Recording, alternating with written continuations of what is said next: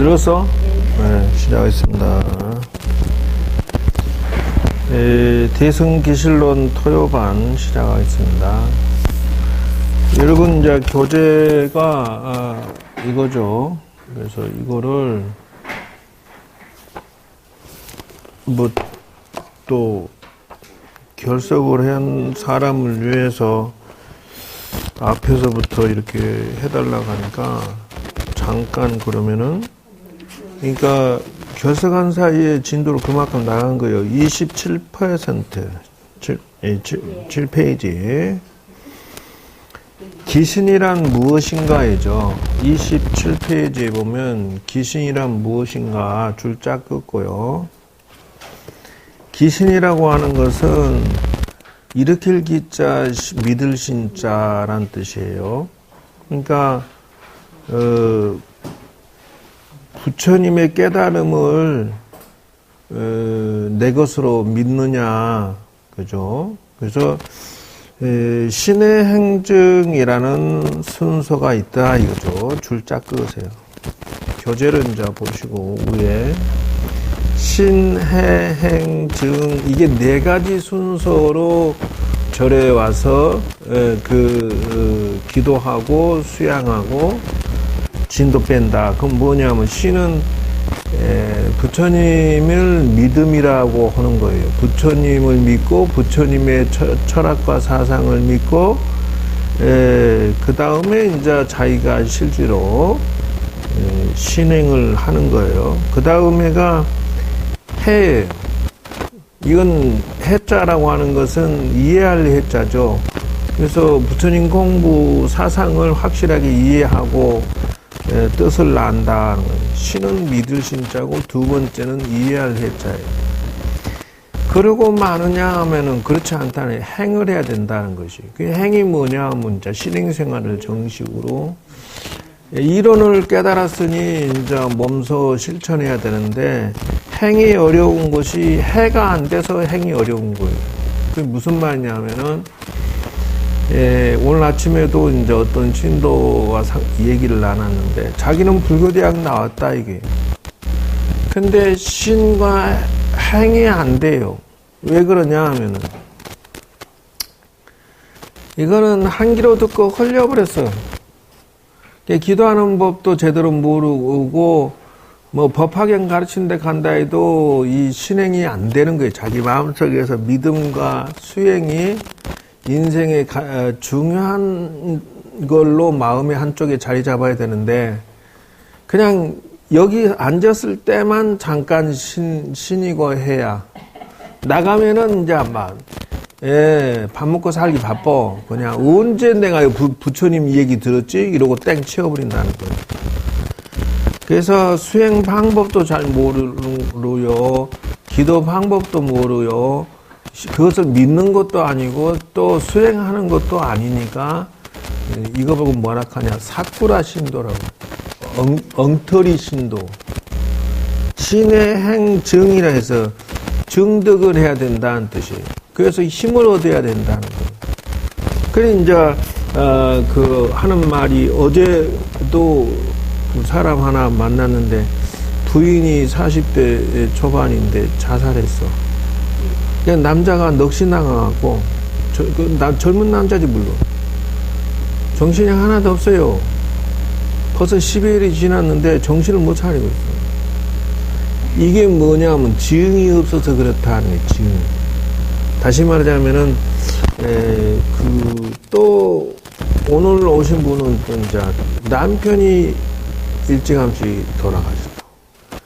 그러니까, 마음을 붙일 데가 없는 거야.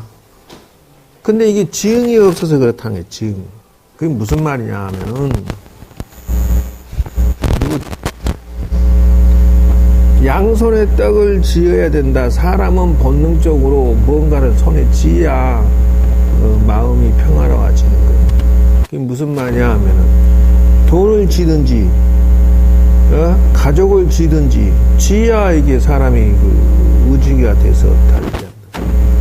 그러면은 신의 행증을 하지 않으면 사람이 불안한 게 그게 다른 거예요. 내가 부처님 기도하고 수양해서 증 얻는 게 있어야 된다. 힘을 얻어야 된다. 그죠?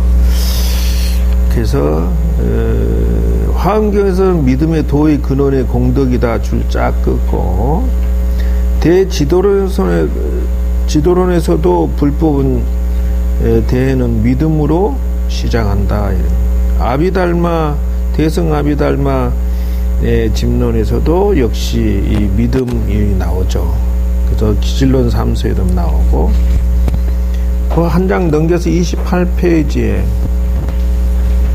현수기에서 대승은 소신의 대상이며, 그래서 이걸 줄자 긋고, 능신의 그 신이요, 징정의 성이다 이렇게 나왔어요. 그래서 소신과 능신이, 그러니까 능동적으로 믿음이요, 소신은 그 믿는 바가 있어야 된다 이렇게 나오는데, 부처님과 내 신도의 관계예요. 그렇다. 자, 그 다음에 31페이지 마명보살의 문제인, 마명보살은 태어날 때 말 울음소리가 났다 이런 말도 있지만은 2세기 중엽 중인도의 인물입니다. 그래서 이 스님, 그 마명 스님이 이 기실론을 지었다 이런 말이 있는데, 논증은 좀 아직도 우혹이 있다 이렇게 나가요. 이 32페이지 그래서 뭐 그것에 대한 이론을 좀 해놨는데, 그거는 뭐 중요한 게 아니니까 읽어보시고, 그 다음에 진제 3장도 지었다 이런 말도 있는데 그건 사오고, 43페이지 대승 기실론의 구성에서요, 줄자 끝이에요. 인연분, 이부분, 해석분, 수행신신분, 곤수이익분, 줄자 끝이고요. 이게 이제 인연이라고 하는 것은 대승 기실론의 인연이라는 거예요. 이 부분인도 마찬가지죠. 뜻을 세웠다 이죠. 해석분이죠. 신신분수. 자, 요렇게 나온다 이런 뜻이에요. 그러면 제일 두 번째 이 부분이라고 줄자 끄세요. 제일 아랫줄에 44페이지 세 번째 해석분 줄자 끄세요. 그래서 이제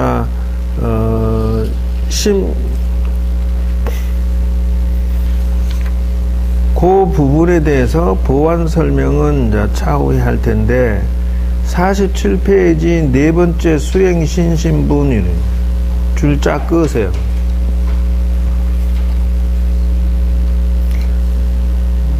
그 줄 끊는 것에 대해서 47페이지 제일 위에 네 번째 줄이 수행신신분 줄자 끄세요. 이거 설명은 이제 내가 한꺼번에 하겠습니다. 그 다음에 사신을 줄 끄세요. 중간에 사신 네 가지 믿음이다 이거죠. 그 다음에 밑에서 일곱째 줄이 오행 줄자 끄세요. 그 다음에 48페이지 곤수이익분 다섯 번째 줄자 끄세요. 이렇게 해서 그 대승 기실론의 기본 뼈대를 설명을 이제부터, 그럼 이거를 지금 여러분들이 안 들었다 한다 이렇게 이제 핑계를 대는 거요. 뭐 늦게 와서 다시 처음부터 다시 달라 뭐 이런 트집을 잡는 건데, 요는 이제 그 부분에 대해서 하겠습니다.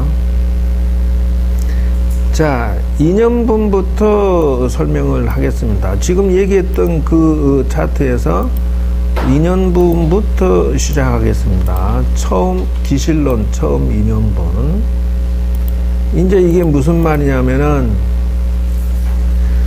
부처님께서 이 대승기실론을 법문하시는데 이 뭐든지 세상에 이치는 1번이 이게 인연이다. 누가 뭐라 해도 인연이 이렇게 모든 것은 다 인연이 이어서 왔다리 갔다리 한다는 거예요. 그래서 어떤 인연인지는 모르지만 상중하로 이것이 인연이 마무리 진다. 어떻게 만날 때 상중하가 있어요. 만날 때 기분 나쁘게 만나, 만날 때 좋게 만나, 만날 때 아주 죽고 못 살게 만나. 이렇게 상중하로. 근데 끝날 때 또 달라져요. 상중하로 아주 아름답게 마무리 지어, 아니면 뭐 적당히, 아니면 이제 비유를 들면 어떤 할머니가 와가지고 스님 이제 우리 할배 안 보이 좀 해주세요. 이제 이렇게 왜 그래요? 그러니까 꿈에 자꾸 돌아가셨는데 얼마 안 됐는데 자꾸 나타난다. 그러면 49제 해주셨어. 그러니까 안 했대. 해주시죠. 그러니까는 돈이 아까워서 못 해주겠다. 그 돈이 없어요. 그러니까 먹고 살 만큼 있지만은 영감을 위해서 쓸 돈은 없다. 그게 뭐예요? 하의 만남이에요. 인연이 마지막에 종칠 때는 서로 간에 세상에 먹고 살 만큼 있는데도 할아버지가 벌어나서 자기가 실컷 쓰는데도 할아버지를 위해서 제사 한 번 다 해주기 싫다 이거요. 귀찮다 이거요. 자기는 꿈에 나타나는 것은 귀찮고 49제 해주는 것은 싫고, 이걸 보고 뭐라 하니 인연이 처음 인연이 악연으로 끝나는 거예요. 요것이 이게 인연이라는 게 매우 중요해요. 그래서 기실론 대승이라고 하는 것은 뭐냐면 절에 다니는 신도는 무릇 대승 보살의 마음으로 다녀야 된다라는 뜻이 들어있어요. 즉 다시 말하자면은 불교의 최종 낙처는 이렇게 나가요. 불교의 절에 들어와서 최종적으로 마무리되는 것은 뭐냐 하면은 바로 대승보살의 마음으로 마무리가 지어져요. 즉 말하자면은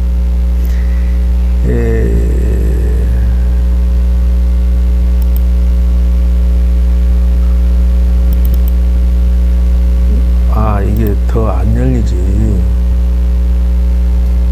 이것은 하나를 지워버리고 저기 PPT가 3개 이상 안 열리는, 4개 이상 안 열리는 얘는 왜 이래?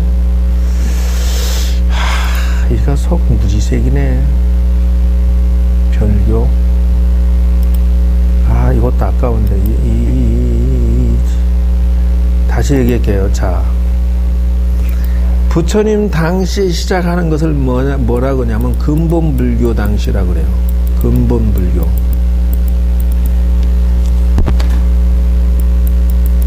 이건 뭐냐면 부처님 당시에 법문해서 부처님 당시에 가르침 내용이 아함경 중심이에요. 요걸 발전시킨 게 뭐냐 하면은 부파불교 시대라고 해요. 부파불교.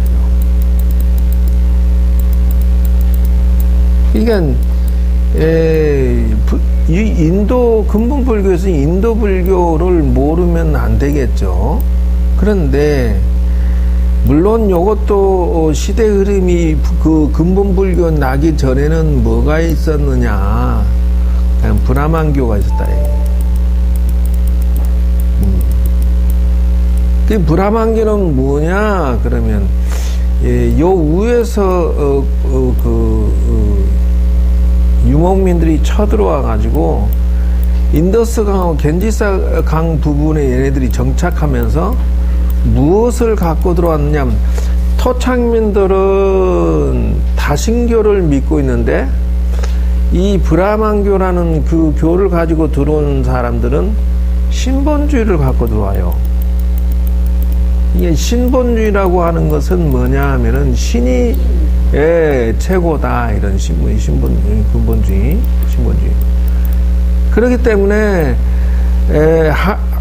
하나님이라는 철학 사상이 나와요. 창조론이 나오는데 어떻게 얘기하냐면은 브라만 종교 계급의 사람은 신의 창조 신의 입에서 나오고 크샤트리아라고 하는 왕족과 무사 계급은 지배 계급은 왕족의 겨드랑이에서 나오고 저 창조신에 그 다음에 이제 바이샤 슈드라라고 하는 것은 농공상민들은 무릎에서 나오고 그 다음에 이제 수드라라고 하고 불가천족이라고 이게 발바닥에서 나왔다 뭐 이런 식으로 해요. 신본주의가 나오는데 이게 어떤 현상이냐면 우리나라 조선시대의 양반 쌍놈하고 똑같아요.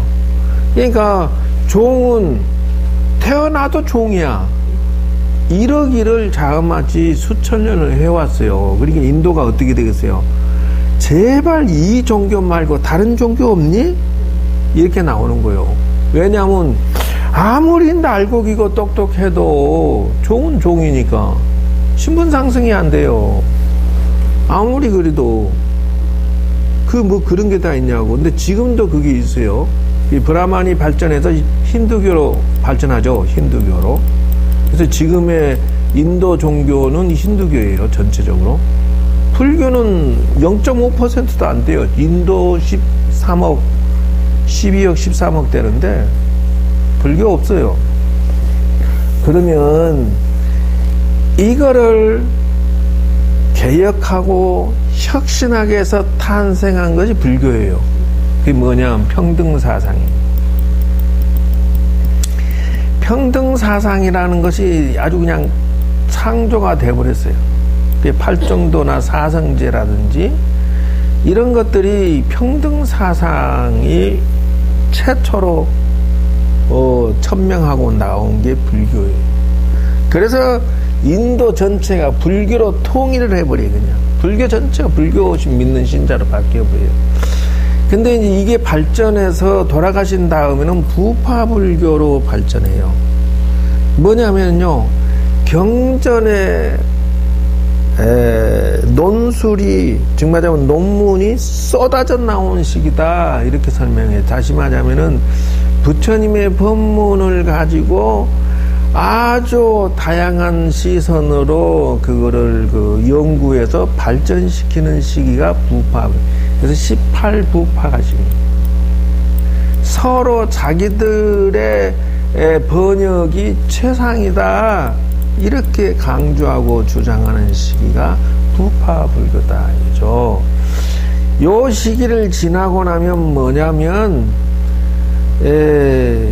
요게 이제 단점이 있어요. 그게 무슨 말이냐면은 학술에 치중하다 보니까 수행자들이 자꾸 줄어들어요. 즉 말하자면 진실로 수행하는 자들이 줄어들게 되고, 또 한 가지는 자기들만의 최고다라고 하고 18부파가 최고다고 주장하면서 은둔형으로 있으니까 신도들을 이렇게 AS하고 좀 이렇게 관리해주고 도와주고 해서 뭐라고 합니까? 이게 서로 상생의 구조가 아니고 신도들은 그냥 의무적으로 갖다주고 당신들은 연구하고 발표하는 거 중심으로. 이러니까 대거 이 브라만교들이 명칭을 바꾸고 내용을 바꿔서 불교 사상 일부 흡수해가지고 막 인도 전역을 막 퍼뜨려 점령해 나갑니다. 그러니까 또 여기서 나아가서 뭐가 나오냐면 이 인도 북부에서 다시 정보운동이 내려와서 막 이슬람교도들이 쳐들어오면서 인도를 정복해 들어가요. 그러면 자기 단체 중심으로 있던 이걸 보면 뭐냐, 소승불교다 한다, 이 소승. 이 소승불교는 탈승자죠. 그나마도 사회에서 부귀영화보다는 발전시킨 게 자기 수양이라는 것이에요. 작을 소자를 갖다 붙인 게 왜 그냐면 부파불교를 내가 수행해서 완성되고 부처돼야지라고 하는 철학과 사상이 뚜렷하지만 여기서 한 발 더 나가서 내가 왜 중생구제하는데 헌신해야 돼? 이런 거기에 크게 집착을 안 하는 사고방식을 가졌다는 거예요.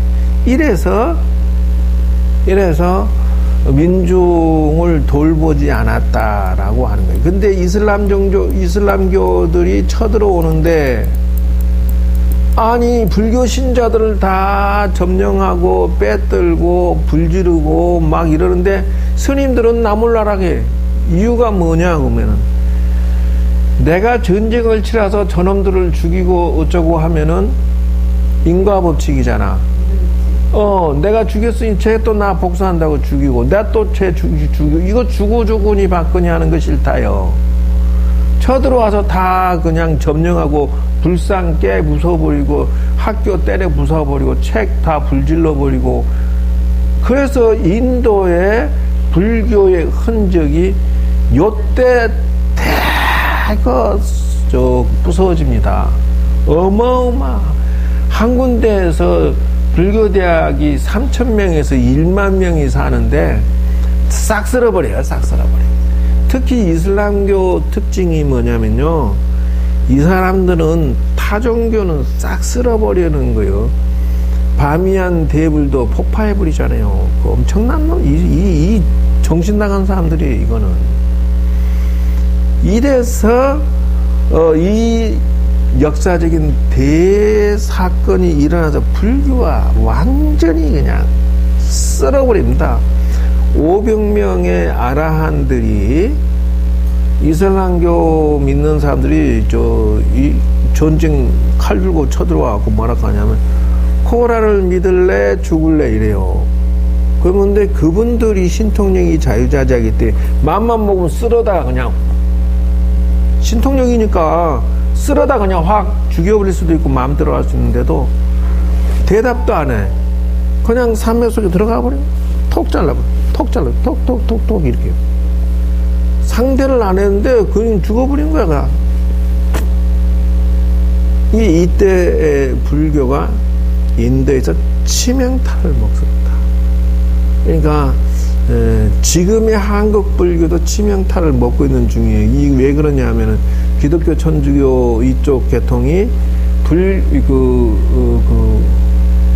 부청이나 시청이나 이런 데서 서울시나 이런 데서 복지관들을 어린이집부터 유치원 뭐 온갖 복지관들을 다 이렇게 위탁 운영하려고 그러면 불교는 별로 없어요. 전부 기독교, 천주교로 다 가져가 버려요. 어린이집 다 가져가 버려 위탁 운영. 그렇기 때문에 거기 들어간 애들은 기독교인들이 막 세뇌시키는 거예요.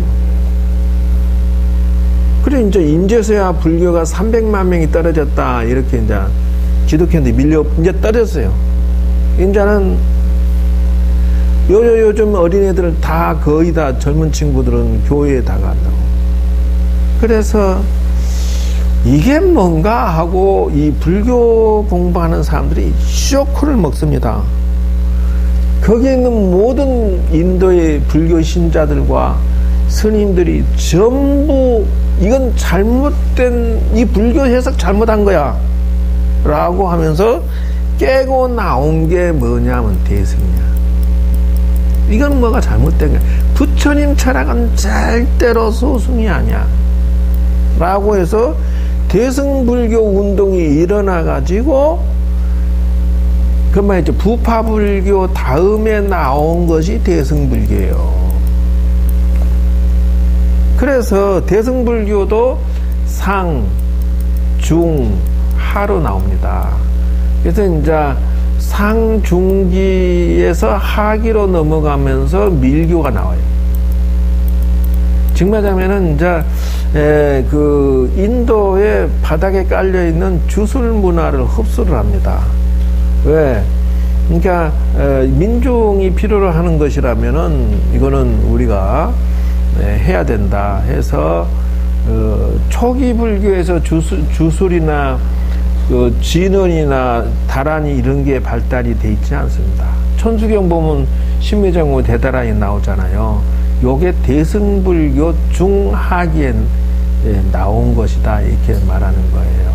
그래서 이 대승기실론이라고 하는, 이제는 드디어는 뭐라고 나오냐면 대승 단어를 표제로 써버려. 그냥 지금 이 경전은 이렇게 해서 나오게 된 것이다 하는 것이에요. 그래서 불교의 최종 종착지는 뭐냐면 대승보살 사상으로 그 사람이 사느냐 마느냐가 포인트예요.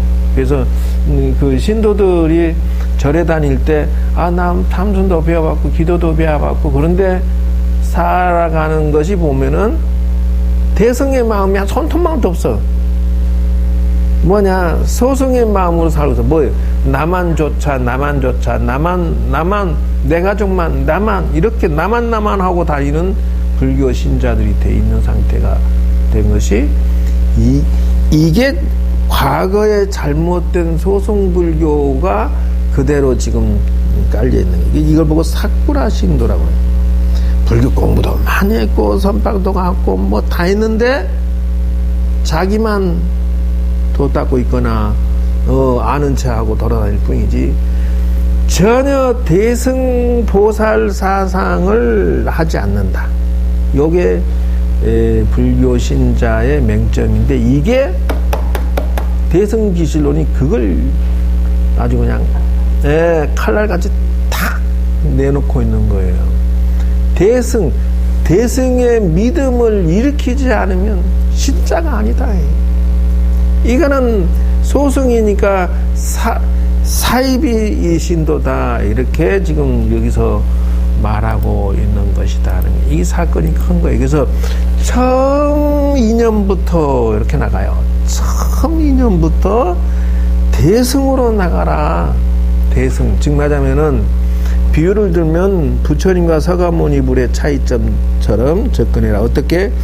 서가모니 부처님은 처음에 미륵보살보다 늦게 출가를 했어요. 누가 했느냐? 미륵보살이 먼저 출가해서 도 닦으면서 중생을 도와주는 역할을 가르쳐 도와주고, 이거를 자기 인생의 과반을 차지해버려. 영원히 그렇게 해버려.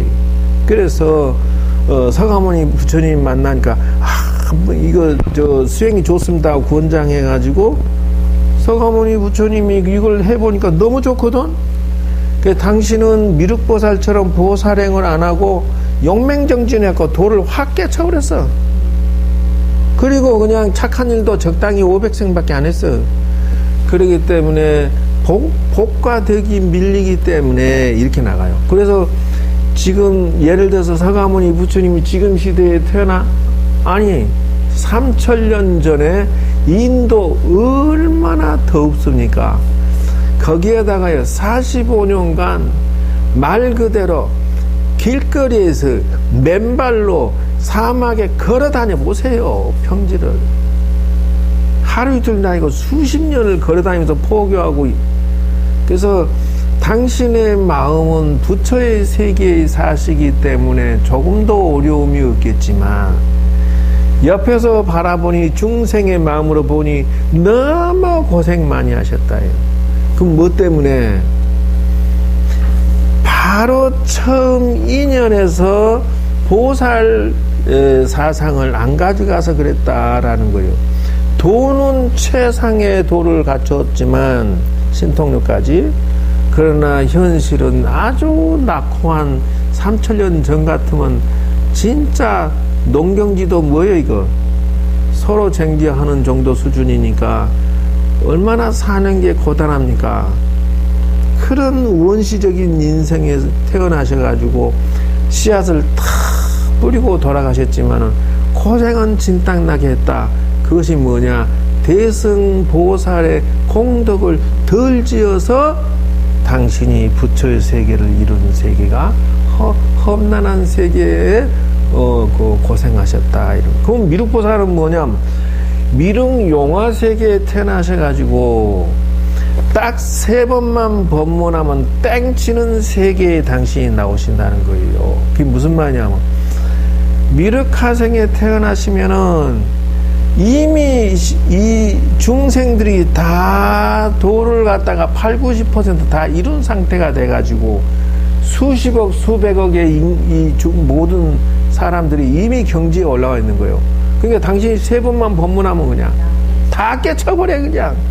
아주 편하게 그냥. 그것도, 그, 서가모니 부처님은 보살의 행을 덜 해가지고 험난한 데 태어나셔서 고생하셨고, 미륵보살은 선행공덕이 어찌나 많은지 그냥 우주 천하를 다 들었다 놨다 공덕이 무량하고 이렇다. 그래서 처음 인연분을 설할 때 어떻게 하느냐 이렇게 한다. 첫째, 이거 2번 하는 거예요. 지금 저 결석한 사람 때문에. 이걸 보고 뭐라고 그래? 만두장사 속 터진다고. 같이 가야지. 아이고 뭘 살아. 많은 창사뉴스야. 엄마 그것만 해놨더니 그걸 또 그리 갖다 붙이네. 그것도 맞는 거 아니에요, 선생님? 누가 뭐라 했어? 그래서 선생님도 하시는 거예요. 그래서 2년에 8가지가 있으니라고 나가요. 8가지. 첫째, 모든 중생으로 일체 고통을 여의고 깨달음의 힘을 얻게 하고자 합니다. 이거죠. 이게 대승보살이 인연을 가지는 첫 번째 조건이다. 그러니까 이 대승기실로는, 그러니까 여러분들이 지금 절에 다니면 이거를 중심으로 다녀야 된다는 거예요. 그러니까 이 생각 없이 다니면, 이제 그때는, 대승보살이 아니라, 엉터리 보살이라고 그래요. 엉터리 보살. 그러니까 이제 절에를 다녀도 아직 눈을 덜 떴다는 것이에요. 자, 이게 그거죠. 이게 지금 말하는, 볼까요? 보살은 그랬어요. 그럼 범어로는 보디사트바 이래요. 그리고 이제 그 발음은 보리살타라고 음역합니다. 이제 예를 들어서 내가 예를 들어 대승기술론의 원문만 읽고 그냥 해석하고 그러면 여러분들 지금 이렇게 이해가 안 돼. 그러나 지금은 화상강의 저런 식으로 미리 공부를 다 스님이 해갖고 와서 여러분은 그냥 또 눈만 들고 있으면 저절로 그냥 하고 다 이해가 되게끔 해준단 말이. 이게 이제 이 첨단 시대에 사용하는 강의법이에요. 그래서 보디와 사트바의 합성어입니다. 그래서 보디는 각 깨달음이라 깨달음.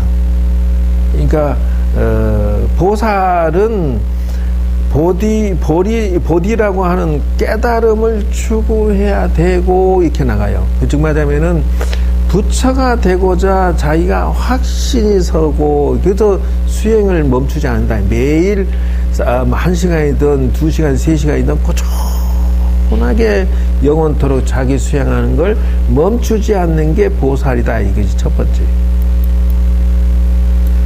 그 다음 사트바라고 하는 것은 물론 존재유라고 하는데 그게 무슨 말이냐면은 도를 구하는 중생에게 있어요. 깨달음을 구하는 유정 이들에게 이 도와주는 것, 도와주거나 구제하는 것.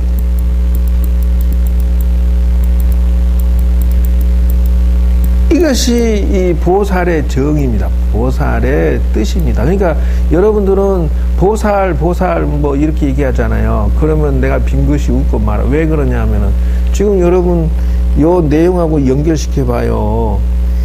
그 이름은 말로는 보살이지만은 속을 뒤져보면은 자기 수행하는 것이 매일 아주 철저하게 시행을 하고 있고, 두 번째는 남을 도와주는 거. 그냥 도와주는 게 아니에요. 상대방이 깨달음에 눈을 뜨게끔 선행을 하든 무엇을 이렇게 가르치든 도와주든 그 사람이 자기가 위대하다는 것을 눈을 뜨게 해주면서 깨달음을 향해서 유도하는 그게 보살이라는 거예요. 간세음 보살 이러니까 간세음 보살하면 뭐 오른쪽이 하는 일 왼쪽이 모르게 한다. 천만의 말씀 만만의 콩떡 그거 싸대기 맞는 소리도 하는 거예요. 왜 그러냐면 보살이라는 단어가 들어있기 때문에. 간세음 보살은 32응신 33가지 변화의 몸물을 가지고 42수로 도신통력을 갖추고 손이 1000개로 나눠 가지고 온갖 사람들 관음이야. 관찰할 관자 소리음자 온 중생의 마음의 소리를 듣고서 그래 너 필요한데 도와줄게 너 필요한데 도와줄게 이런다고. 그러면서도 거기에 그냥 하는 게 아니라 이렇게 온 천수천하는 모든 중생을 도와주면서 무슨 생각을 하냐면 야야 도와주면 고맙지? 고마우면 너도 이제 도 닦어. 야, 너 자신은 가짜가 아니고 진짜야. 너는 진짜 위대한 존재야. 너 부처 되라. 이게 속에다가 무엇을 들고 있느냐? 아까 인연분에서 그렇잖아요. 모든 사람들에게 너도 도 닦고 야 세상은 잠깐만이다? 이러는 거예요. 잠깐만이래. 왜 잠깐만인데? 그러니까 야 하루살이가 미국에 신혼여행 갔다 오면 너 갔다 오겠니? 못 오겠니? 미국에 하루 만에 가 뭐다 갔다 와 뭐다. 그러니까 이제 하루살이가 미국 간다고 신혼여행 갔다가 땡 친다는 거예요. 그것처럼 지금 우리 사는 것은 잠깐만이라는 거예요. 그러니까 그것은 허망한 것이고 진실은 너 영혼을 갈고 닦은 것이 이게 진짜야. 죽은 다음에도 가져가. 이건 영원히 네 거야. 허망한 것에 너무 시간 많이 쓰지 말고 진실한 것에 너 자신의 좀 인생을 도와줘라. 이게 보살이다. 그래서 출세간 사상이 철저하게 자리 잡고 남에게 퍼뜨리는 사람, 이게 보살이라는 거예요. 보살. 자기도 하고 남도 구제하고 이것이 보살이라는 거예요. 그래서 이것을 구체적으로 설명하는 게 이거다 이거죠. 보살이 구도, 오도, 서원, 활동자. 이게 그 보살의 그 색깔입니다. 1. 보살은 구도를 해야 된다. 도를 닦아 들어가야 된다는 것이에요. 두 번째, 보살은 깨달음을 얻어야 된다. 세 번째, 보살은 서원이 있어야 된다. 네 번째, 이론만이 아니라 실제로 활동해야 된다. 이게 네 번째예요. 그래서 구도보살은 도를 구하는 유정자는 상구볼이라고 한다. 이렇게 해석이 돼요. 그래서 보살을 해석할 때 세 가지로 오도보살, 중생이 도를 닦아 들어가는 것 이렇게 나가요. 상구볼이 위로는 수행을 해서 자기 완성 향해 가고, 그 다음에 이제 서원보살이죠. 서원보살은 하와 중생한다는 거예요. 이게 이제 소승불교와 대승불교의 차이점이 여기서 확 달라집니다. 그러니까 도를 구하고 깨달음을 성취하는 것은 당연한 것이지만 여기에 하와 중생을 딱 집어넣어요. 그러니까 지금 절에 다니는 신도들이 예를 들어서 자기가 수양을 하고 부처님 공부하고 나아가서 이렇게 사람들에게 건선, 야 부처를 믿고 불교는 이런 것이다. 이제 어저께 그 젊은 그 부인이 죽었다는 젊은 남자가 와서 얘기하는데 그 마침 옆에 엄마가 있어요. 엄마는 불교대학도 나오고 40년 50년 절에 다니고 큰 스님도 많은 스님도 많은데 중요한 건 뭐예요? 자식한테 도를 그 인생의 삶의 가치관이나 출세관이나 이런 금방이지 구도보살, 오도보살, 서원보살 사상을 하나도 안 준 거야. 그러니까 이 친구는 백지 상태야. 사상적인 정립이 아무것도 없는 상태. 그러니까 먹고 살고 똥 싸고 이것만 생각하고 사는 거예요. 그러니까 또 그러고 나서 뭐라 하냐면 나를 또 이제 다 어디서 봤다고. 어디서 봤어. 그러니까 BTN 방송국에서 몇 년간 스님 강의하는 걸 다 들어서 대한민국에서 스님이 제일 좋다고 지금 찾아온. 그럼 찾아온 건 좋다요. 내가 또 제사를 안 해주면 안 한다네 또. 아주 그냥 나를 아주 그냥 그래서 와서 아들을 뭐라고 가르쳐달라고 하는데 2시간 동안 찐을 뺐구만. 내 바쁜 사람을. 이게 철이 없어. 그것 보고 철이 없어.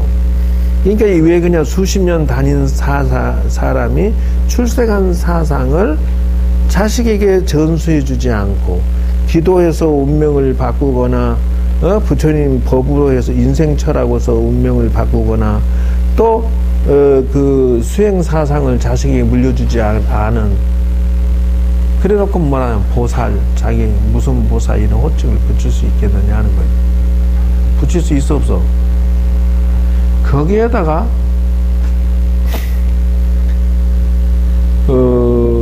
보살의 서원을 세우고 여기 중생을 깨닫게 해준다는 이게 포함되는 게 하나 더 있습니다. 그게 무엇이냐면요. 여기 보면요. 아미타불의 인의와 법장보살과 같은 인의가 들어가야 된다 이렇게 나와요. 즉 다시 말하면은 구도보살은 선제동자 같이 향상 일로를 가야 되고요. 그럼 선제보살이 어떤 식으로 했느냐? 화엄경에 보면 53선지식을 찾아다니면서 당신의 재능을 다 배우면서 다녀요. 그러니까 한 군데 곡집하지 않아요. 상대방의 능력이 탁월한 것은 다 53분의 재능과 기술과 능력과 보살 그 신통력을 다 배워 가는 향상일로. 향상이라는 것은 위를 향해서 한 길로 쭉 다니는 거예요.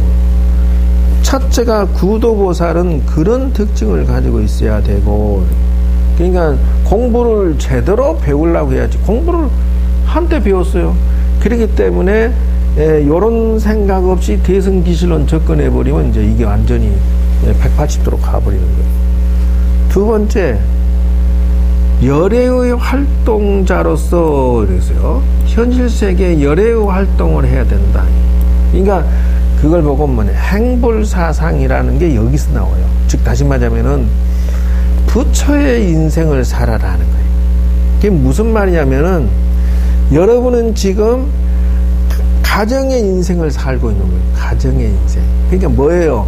내 남편, 내 자식, 내 손자 요거 중심으로만 밥 먹고 사는데 오무다 하고 살고 있다. 이것이 보살이 아니다 하는 거예요. 그러면 뭐가 있어야 되냐면 이제 불국토의 생각으로 사는데, 불국토라고 하는 것은 부처님 세계가 조금씩 커져가는 것을 중심으로 부처님 가족끼리 뭉치고 부처님 가족들을 챙기고 부처님 가족이 늘어나는데 헌신을 한다는 거예요.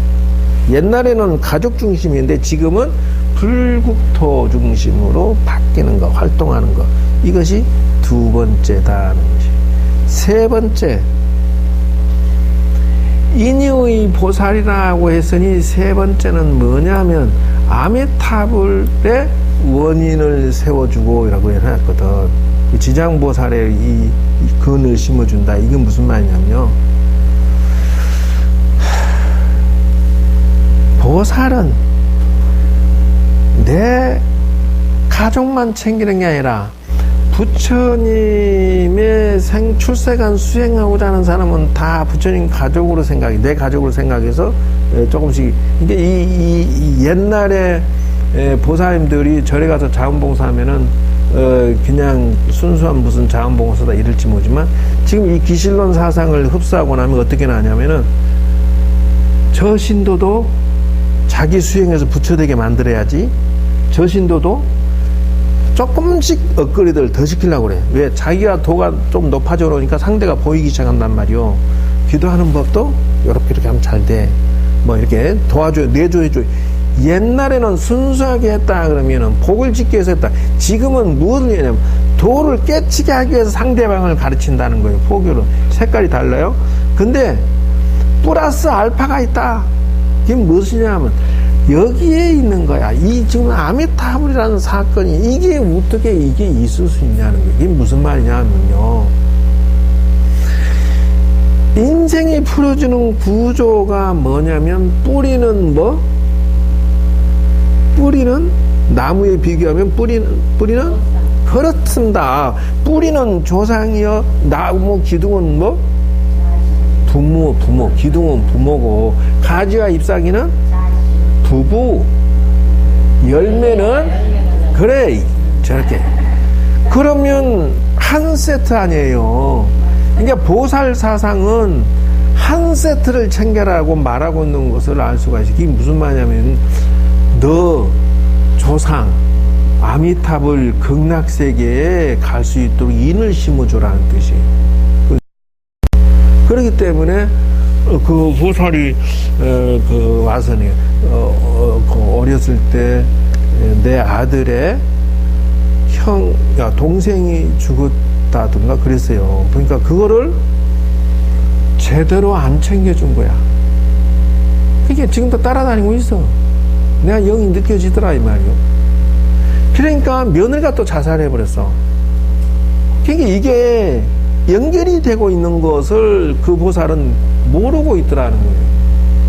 그러니까 이제 우리가 산에서 그냥 보통 내가 저기 일하다 보니까 페인트 묻어하고 손이 이렇게 뭐 점 찍어 놓은 것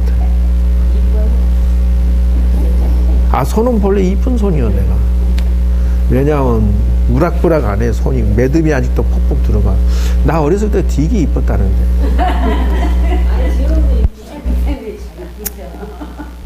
지금 이제 노인 다 됐어요. 좋은 시절 다 가버렸어요. 마음은 지금도 대학생 같은데, 아이고. 안 그래. 그런데, 그거다는 거예요. 즉, 다시 말하자면은, 보살행을 하는 데 있어서, 부처, 불교 절에 들어온 신도들도 이렇게 꼬셔서 좀 이렇게 수준 높여주고, 또 불교 안 믿는 사람도 이렇게 꼬셔서 이렇게 좀 더 자기 이 완성 수행하도록 이렇게 해야 되고, 플러스 알파 너그 조상까지도 이렇게 나가는데 사람이 정말 대단하다 할 수가 있다는 거예요. 그러니까 지금 이 험악한 세상에 자식이 막 부모 형제를 죽이고 돈 빼들고 막 별 못된 짓을 다 하는 세상에 완전히 다른 세상을 말하고 있는 거예요. 이게 불교 철학이 빨리 인문학 강의나 인성교육에 이런 재료들이 빨리 들어가야 돼요. 처음에 절에 들어오면 근본불교 당시에는 무엇을 설명했느냐 하면은 선인성과 악인악가라는 철학을 심어줘요. 나쁜 짓 하면 벌 받고 좋은 일 하면 복 받으라고 영지법칙을 자그마치 부처님이 12년을 설법을 하신 게 암경에 거의 다 부처님은 보시면 알아. 그냥 너 지난 시간에 지난 전생에 무슨 짓에서 지금 벌 받고 있어. 이건 막 부처님은 백발백중인 신통력이 자유자재하시니까 그렇기 때문에 앞으로 이렇게 살면 안 돼. 이러면 막 기절하는 거예요. 신도들이 그냥 왕이고 대신이고 부처님한테 깜짝 말해. 왜 그러냐면 너무 신통력을 잘 맞춰버리니까. 그래서 나쁜 짓을 못하게 하던 것이 어떻게 바뀌냐 하면 대승불교 와서는 그게 아니야. 수행을 해서 복덕 지으면 되는 거야. 이렇게 나가는 거야. 처음에는 나쁜 짓 하지 마세요 라고 나왔다가 조금 사람이 성숙하고 나니까 야 그래도 도 좀 닦아야 되지 않겠니? 라고 이렇게 등급을 올리는 거예요. 그러니 도 좀 닦아야 되겠다라고 하니까 그 다음에 뭐냐면 야 대승보살로 나가야지 이렇게 나간다는 거예요.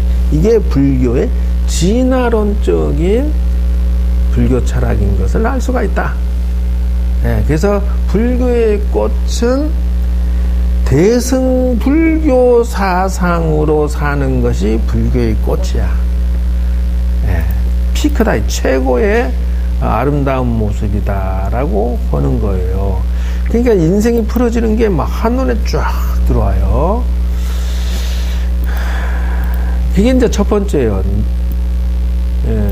첫 번째 인연은 상구보리 하와중생으로 인연을 지으라는 거예요. 인연 지을 때. 두 번째. 그래서 이걸 빼놓고 다니면 이제 이 사람은 신도가 아닌 거예요. 사쿠라 신도고 사이비 신도가 되는 거예요. 둘째는 열애의 근본 뜻을 해석해서 중생들로 하여금 바르게 이해를 해서 그릇되지 않게 하기 위함이다.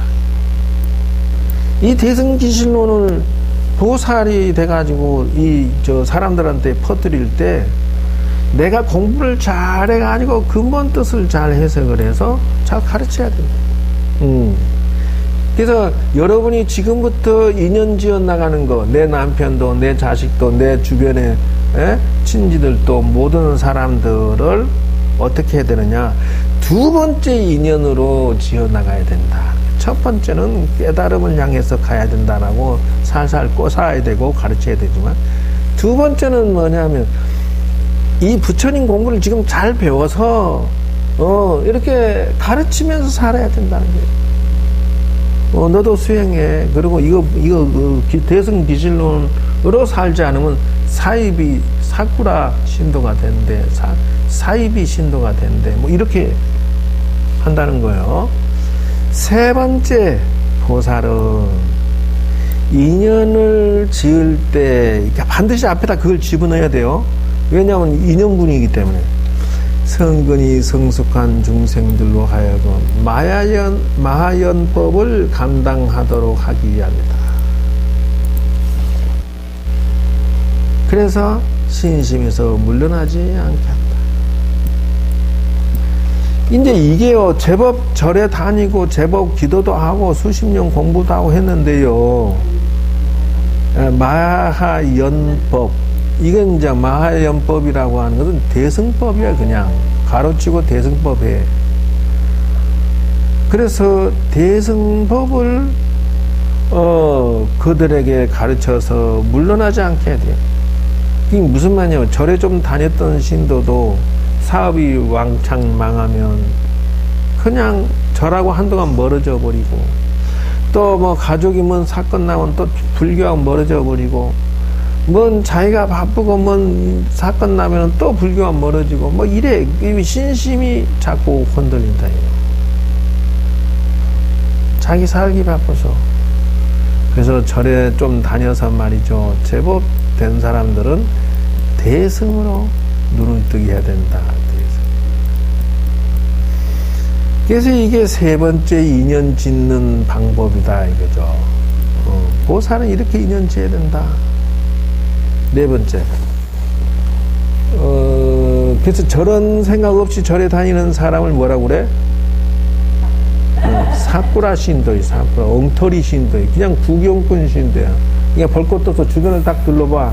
그럼 뭐라 하냐? 난 절에 다니니까 뭐 내 자식이 잘 풀렸어, 좋았어, 말았어, 뭐 이런 얘기만 하고 그러고 있으면, 아이고,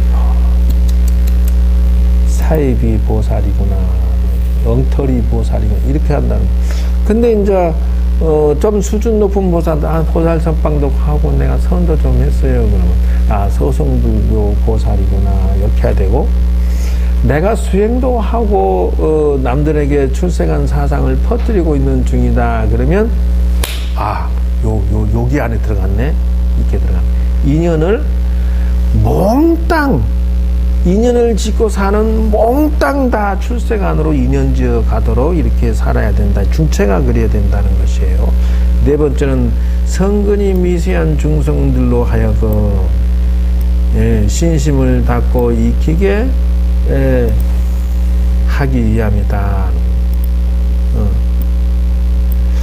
그래서 성근이 아직도 좀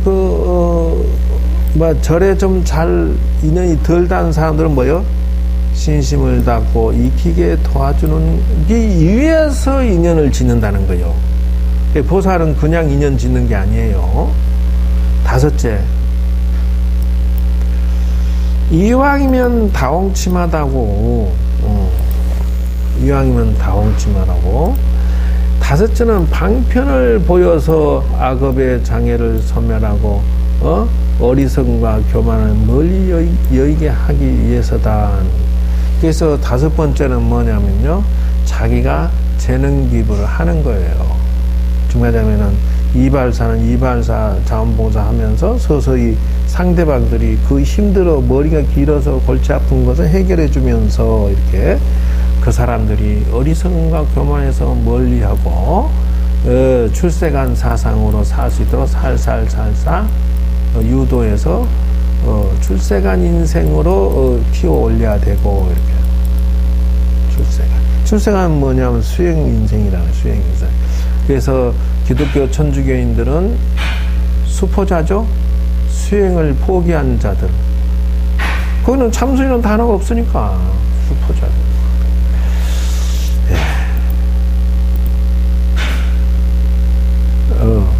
그러니까 방편을 보여서라는 단어가 아주 중요합니다. 왜 그러냐면은, 그러기 때문에 보살은 재능이 없으면 안 된다는 걸 알 수가 있어요. 그래서 나이가 들면은 세 가지가 짱이 돼야 된다. 첫째, 건강이 짱. 나이 들어서 건강이 지팡이 짚고 아이고 병원에 입원해갖고 이러고 누워서 밥도 넣어주면 뭐 말도 못하고 어버버버 이런 식으로 3년 4년 누워있다. 이게 사람 미치는 거예요. 이건 보살이 아니야. 건강이 짱 돼야 되고, 두 번째, 재능이 짱이 돼야 되고. 지금 복지관에 오시는 할아버지 할머니들이 커리큘럼이 약 한 15개에서 20개가 돼요. 댄스 춤추는 할배 할매부터 시작해가지고 바둑 두는 건 노래방 가고 탁구 치고 컴퓨터 배우고 막 아주 그냥 별별, 저 사군자 서예 별별별 다 배우는데, 할아버지 할머니들이 난타 공연부터 시작해서 이번에 하모니카 방까지 나와서 공연하는데, 아이고 그래 놀지 않고 또 뭔가 해서 저렇게 이번에 하모니카 반이 와서 그 행사할 때 나와가지고 하모니카를 그냥 한 15명의 할머니 할아버지들이 빠바바바바바바바빵 이렇게 하는데 아주 이뻐 죽겠더라고. 왜냐하면 재능이 있으니까. 늙어도 예뻐 보이잖아요. 멋있더라고. 이게 자기 인생을 썩은 바가지로 만들지 않고 나이 들었을 때 멋진 재능으로 사람들을 도와주고 있을 때, 또는 공연하고 있을 때 그것이 중요하다. 방편을 보살은 보일 줄 알아야 되기 때문에 방편을 기술을 반드시 익혀서 공부를 해라는 것이, 나이 들어서 그것이 재능의 짱이 돼야 된다. 이게 두 번째. 세 번째가 먹고 사는데 짱이 돼야 된다. 보살은 먹고 사는데 궁상맞아갖고 맨날 여기 가서 손 벌리고 저기 가서 손 벌리고 치사하고 더럽고 거지처럼 그렇게 살지 말고, 어디서 뭐 한다고 탁탁 그냥 기부하고 보시해 가면서 그래 살아야 된다는 것이 알 수가 있다. 자, 여섯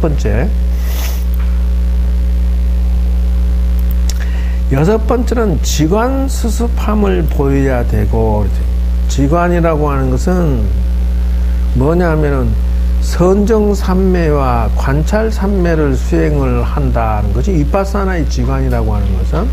근데 이제 여기다 가나선 플러스 알파까지 해서 참선과 기도와 명상과 이걸 다 수행을 꾸준히 해야 된다. 이렇게는. 여덟 번째는 이익을 보여서 수행을 권하기 위해서 인연을 짓는다요. 그러니까 여러분들은 막 누구 알고 지내면은 나한테 뭔 이익이 있을까, 도움이 될까 뭐 이러면서 사람을 사귀는데, 아니다. 보살은 남들 도와주면서 내조해주고 뒷바라 해주고 도와주면서 수행을 구원하기 위해서 수포자를 만들지 말라. 내 남편도 내 자식도 수포자, 수행을 포기한 자로 만들지 말고 수행의 인생의 한 기퉁이가 딱 소중히 여기는 사람으로 만들어 놔야 된다. 자꾸 어떻게 가르치든지 연구를 해야 돼. 예, 그래서 수행의 인생이 중심이 되게 해줘야 된다는 거죠. 이게 차이점이에요, 일반 사람하고. 그래서 이제 금방 했던 8가지 설명 다 했습니다. 다 한 건 아니고 이제 맛배기만 한 거예요. 자, 2년분에서 구성은 일단 기본적인 걸 넘어가고 교재요.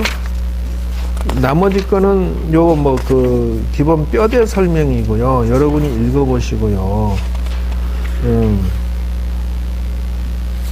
그 페이지 수의 84페이지를 여세요.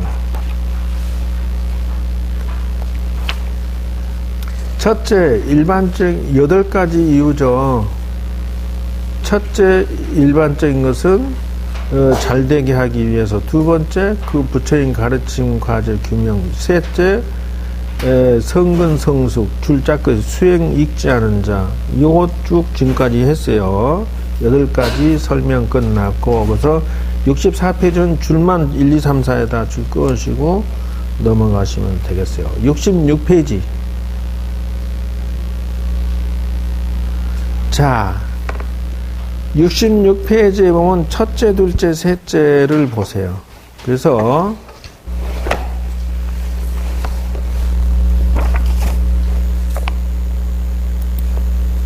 첫째가 뭐죠? 사람들의 마음, 그 자체가 보편성.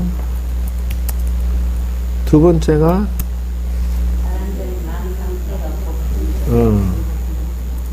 상태가. 세 번째는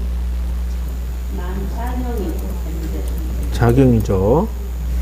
그래서 이걸 3가지가 보편성이다 하는 것 자체는 이제 가만히 사람 마음을 살펴보니까 이 사람 마음 자체가 상태가 작용이 보편성이라는 것은 불성이다 이런 뜻이.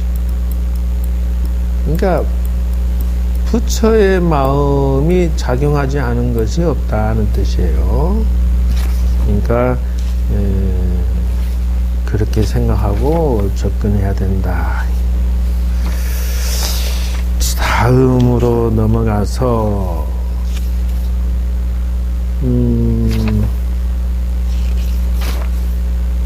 나머지 거는 여러분들이 읽으시고요. 그 교재의 원래 뜻을 정말하자면은 진도를 이제 그 정식 진도를 나가야 돼요. 그러면 어디냐? 교재의 121페이지를 여세요. 120페이지, 120페이지에 원래는 이거 진도 나갔던 거예요. 근데 이제 할 수 없이 여러분 때문에 처음 오신 분 때문에 지금 리바이벌 해드린 거예요. 자, 생부의 자제야 신구세 대비자와 급히 신체상이시 법성진여 해의 무량공덕장과 여신수행 등 아홉나니 위욕령불 중생으로 제의 사집하고 대서 기대승정신나야 불종부단고니라. 이게 무슨 말이냐면은 생무예자제하시 이렇게 써요. 이게 무슨 말이냐면 자기 몸을 자유자재해버린다. 이게 첫 문장부터 사람 아주 그냥 확 놀래게 해버려요. 왜 그러냐면은 세계라고 하는 것은 육체를 자유자재 다스릴 수 있는 실력이면은 보살이지 도인 다 되어붙잖아요. 구세 대비자와 대비로서 중생을 구제하는 거야. 얼마나 대단합니까? 급히 신체상이라. 그래서 저 신체상이 비신체상이 법성진여해야. 그러니까 법의 성품이 그냥 바다야, 바다. 무량공덕장이야. 공덕이 한량이 없어. 이거 하나하나가 이건 보살이야. 그냥 여실수행 등입니다. 이와 같이 수행합니다.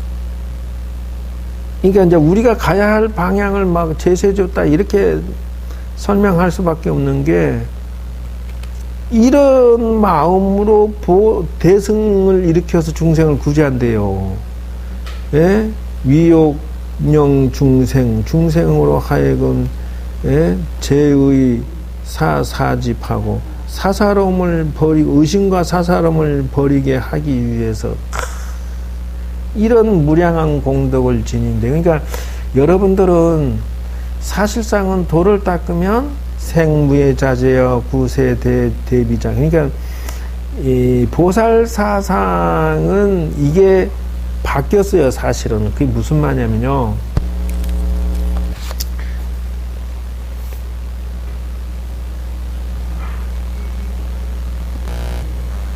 근본불교 당시에는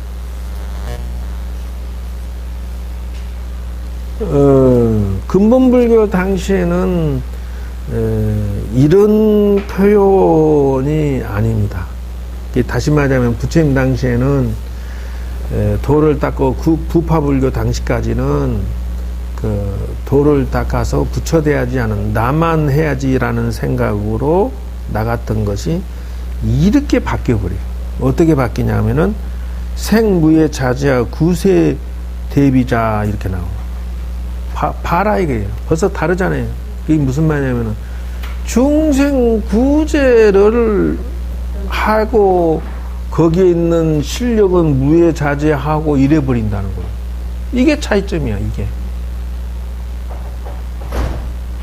공덕 무량해. 야, 공덕을 평생 짓고도 모자라서 죽은 다음도 짓고 그 다음도 짓고 계속 짓겠다는 거 아니에요. 그래서 잘못된 의심을 제거하고 잘못된 집착을 버리게 하고 대승이 올바른 믿음을 일으켜 부처가 될 종자를 끊어지지 않게 하기 위해서 이 대승 불교를 한다는 것이에요. 그래서 121페이지 번역본에 줄짜 끄시는데요.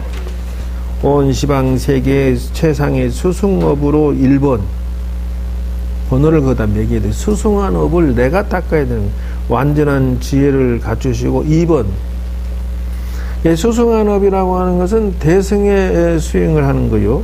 그 다음에 무예자제 하셔서 3번 줄짜 끄고 무예자제.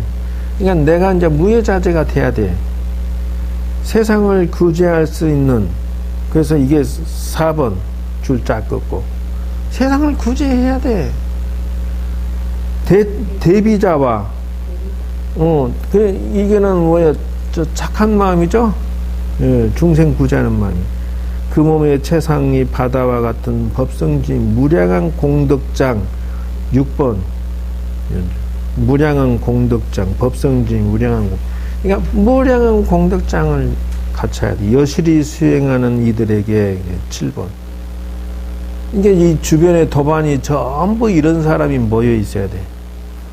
중생들에게 의심을 제거하고 잘못을 집착을 버리게 한다. 8번 줄 짝거고 대승의 올바른 믿음을 일으켜 9번 부처가 종자가 끊어지지 않게 합니다. 10번 이렇게 줄을 짝짝 해서 이거를 갖춰야 되는데 차이점은 뭐냐 하면은 과거에는 불국토 세계를 이룬다는 개념이 없었다. 근데 대승불교와 가지고는 내가 여러분 개개인이 전부 개인의 불국토 세계를 이룬다는 거예요. 요 차이점이에요. 그러니까 여러분이 지금부터 꾸준하게 실력 쌓으면 내가 황제가 되고 정말 내가 부처가 되고 내가 수천 수만 명의 중생을 가르치는 선생이 돼 있고 그들이 내 제자가 돼서 지금 비유를 들면은 지금 이런 식으로 달리기 해서 수백 년, 수천 년을 이렇게 여러분이 공덕 쌓아 올라가면 예를 들어서 지금은 여러분들 지금은 머리 기르고 이러고 있지만 다음 생에는 여러분이 한 500명의 스님들을 거느리고 있는 방장이 돼야 안 되지. 근데 그 다음번에는 이제 한 2,000명의 대중이 그냥 행사 같은데 큰 가람에 최고 높은 존장이 돼 있어. 방장이. 거기다가 이제 그것도 한 500년 지나고 나면 이대로 이제 무량 공덕장을 쌓아 올라가면 이제는 뭐 한 10,000명, 20,000명의 그 제자를 거느리고 있는 대고승이 돼 있어. 이렇게 가는데 나중에는 어떻게 돼? 이제 내가 드디어는 부처가 돼가지고 수천만억 명의 제자를 거느리고 내가 부처가 돼서 그들을 도와주고 있는 모습으로 내가 바뀐다는 거예요. 여러분의 꿈이 지금은 아이고 부인 얘 아니고 뭐 가장 집안에서 막 밥이나 하고 돈 벌고 뒷바라지하고 죽어라고 띠가띠가 이러고 있던 것을 한쪽에 꿈을 서서서 키워서 내가 수천 수만 명의 제자를 거느리는 위대한 존재가 되어 있는 것으로 가는 거다. 대승기실론의 사상은 요게 차이점. 그 전까지는 내가 부처돼야지라고 하는 것의 세계였다면 지금 세계는 여러분들이 전부 개개인가 다 부처가 돼가지고 이제 그 성장의 속도는 좀 더디 갈지 모르지만 여러분이 진정으로 출가했을 때는 속도가 무지 빠를 거야. 그래서 이제 고보살이 말이요 나중에 수백 명의 제자를 거느리고 부처님 법문하고 있으면 또 얼마나 또 폼날까. 참 다음 생에는 말이야. 그거요 바로 지금 그렇게 원력 세워서 저렇게 기도하고 부지런히 이렇게 부처님 공덕 쌓으면 다음 생에는 100% 부처님 공부 원 없이 하는 복을 받는단 말이요. 근데 이렇게 무량 공덕을 계속 정립시켜 나간다는 거예요. 그래서 다음 생에는 나도 역시 전생에 발언문을 해가지고 어려서부터 절에 들어와가지고 계속 여기로 달려온 것처럼 또 이제 난 다음 생에 또 더 높이 공덕을 쌓아서 올라갈 거라고. 그러니까 여러분 개개의 부처의 세계를 이루어 나가는 보살의 인연, 이 대승기실론 첫 문장 이렇게 나가요. 무예자제하고 말이죠. 이렇게.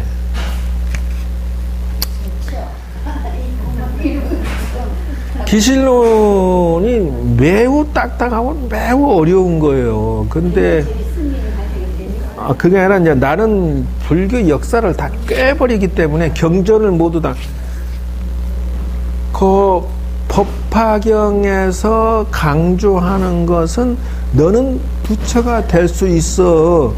소승, 대승, 보살, 불승이라고 해서 불승이라는 단어를 사용했다는데 짱이다 이렇게 나가요. 우와 법화경 짱이네 이런 거예요. 이제 그러니까 법화경 사상의 최종 종착역은 너도 부처 될 수 있어 이렇게 가르치는 게 요게 그 법화경의 핵심이에요. 근데 그 거기에서 나온 또 화엄경이 딱 보고 되면은 뭐라 하냐면은, 아니야. 왜 그래? 왜 그러냐면은 화엄경이 보면은 뭐라고 나오냐면, 구례 부동 본래 불이 또 꽃이야. 그게 뭐냐면은, 너가 부처가 될 수 있는 게 아니라, 화엄경에서는 또 뭐라, 너는 본래 부처였어. 이게요, 사상에, 이게 경전을 모두 보고 나서 딱 정리해보면, 결론은 이 말이잖아. 너는 본래 부처였어. 이렇게 나가요. 근데 대승기실론에서 딱 보면요, 보살의 인생으로 시작을 해버려. 그냥 바로 지금 당장 보살의 마음으로 상구보리 하와 중생을 지금 시작부터 끝까지 전부 그냥 쫙 나가버려. 무량공덕을 지어가면서. 그러니까 이제 본래 부처였어. 너는 부처가 될 거야. 부처가 될 수 있어라고 말하는 것보다 이런 내용이 좀 더 우월하게 느껴지는 것은 정말하면은 이미 이 세계는 불국토를 내포하고 있다는 거예요. 무량공덕을 쌓아서 계속 올라가면 여러분들이 보기에는 지금은 여러분 좀 머리 기르고 뭐 여자로서 뭐 한 가족을 챙기느라고 정신이 없는 상황인데 다음 생에는 내가 어엿한 한 50명에서 100명 정도 제자를 거느리고 있는데 고승이 돼 있다. 근데 그 다음 생에는 한 500명에서 1000명 정도 제자를 거느리고 있어. 뭐 이 모습이 보살의 인생을 살면은 불국토가 열어져 버리는 거예요. 이렇게 자기 세계. 그러니 부자 되는 것도 그 사람도 거기에다가 막 공덕 쌓았기 때문에 부자 되는 거예요. 그냥 되는 거 아니야. 마찬가지 여러분도 자기 세계가 불국토 되는 것은 보살의 공덕을 한없이 쌓아 올라가니까 그렇게 변하는 것이다. 안다스템 모른다스템. 공부할 수 있는 거지. 공부를 쌓아서 하는 거잖아요. 그럼요. 지금 이것도 다 지금 여러분들이 자기 세계를 구축하기 위해서 이 공부의 인연을 지금 막 쌓고 있는 중이야. 지금 가랑비 어쨌든 이게 세월 가면은 다음 생에는 여러분들이 이제 제자가 수백 수천 명이 돼 있어. 그냥 어느 날 보니까 내가 많은 신도와 제자들이 나한테 막 공부 배운다고 다 이러고 앉아 있는 상황이 자기가 그렇게 바뀌어 있는 게 보일 것이다. 그래서 아마 이렇게 해서 123페이지까지 한 걸로 하겠습니다. 다음 주에는 2년분에 2년분 이제 나오네. 여기 127페이지까지 했습니다. 그래서 다음 주에는 128페이지를 하도록 하겠습니다. 재밌죠? 조금 아쉬워요. 아니, 이제 시작이 뭐 첫 장도 못 넘어간.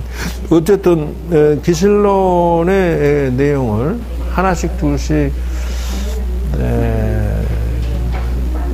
알게 되면은, 굉장히 확실히 뚜렷하게 대승의 마음이 정착이 될 것이다. 자, 이상,